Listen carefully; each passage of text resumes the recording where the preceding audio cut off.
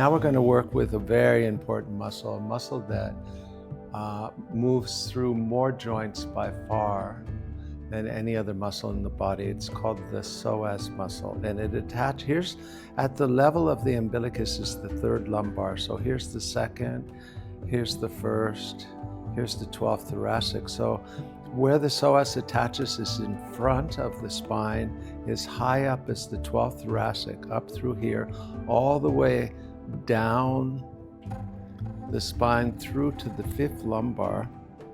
So this whole length of the spine attaching to the transverse process and to the body of the vertebrae. And then it goes through and attaches to the femur, to the leg, right in here at the lesser trochanter. Yeah, next to the hip joint. So we're going to work one part of that muscle right now. There's lots of ways to work it, but what we'll do is, here's the anterior superior iliac spine, that pointy bit right in front of your pelvis. If you take your this arm, not the one that's closest to the body, but furthest away, and go about 1/3 of the way towards the belly button like this. I'm not going in sharp, I'm going in very horizontal to the body. So my whole hand is basically touching, not just my fingertips. Then I go straight towards the umbilicus 1/3 of the way, and with the other hand I connect like this, and I'm here. And then I'll ask him to lift his right knee, and I feel it contract against my fingers, and therefore I know I'm on it, because it's a hip flexor. It's the main hip flexor of the body. So when he lifts his knees, flexing his hip, and it contracts the muscle. Do it one more time. And here it is. So now I'm on it. You got to go in here very slowly and just be slow and deep. Now what I'll do is I'll come in on that muscle, drop weight. Ask, is that painful? It's maybe a 5. 5. Okay, 6 is a good pain. 7 is strong. 8 is too much. 7 is strong but manageable, and 8 is too much. And so I'm on a 6, around 5, 6 here, I guess. And then I have him lift, stretch his leg out. Stretch that leg out slowly down the table. So then I'll have him stretch his psoas under my fingers, and then I'll say, stretch that leg and move the pelvis with it. Yeah, like that. So he gets movement, he becomes, lengthens and shortens, and I'll stay on the psoas as he's doing that.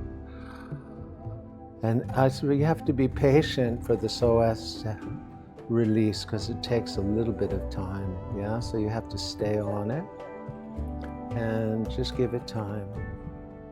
Is that painful? 6. Okay. Sometimes towards the 7. Okay, so 6, 6.5, huh? So that's okay? So then I just stay here with that and work. Oh. Giving him time and giving time for the psoas to release, yeah?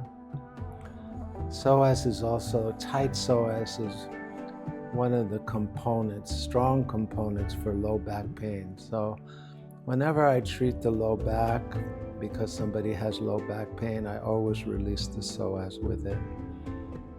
And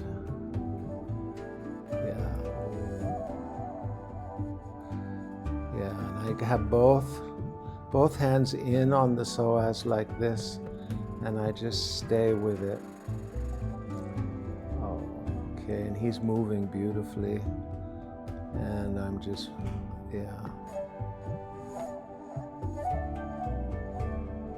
and I just relax into this,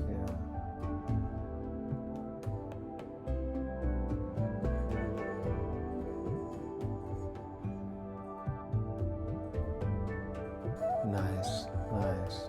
Take a deep breath in your chest. When you have them breathe deeply, make sure they don't breathe in their belly, but they breathe in their chest. Otherwise, they push you out with the breath, Okay. Stretch, I can move down a little bit towards the ilium, yeah, and I still am on the psoas, just a little lower. Yeah. Okay.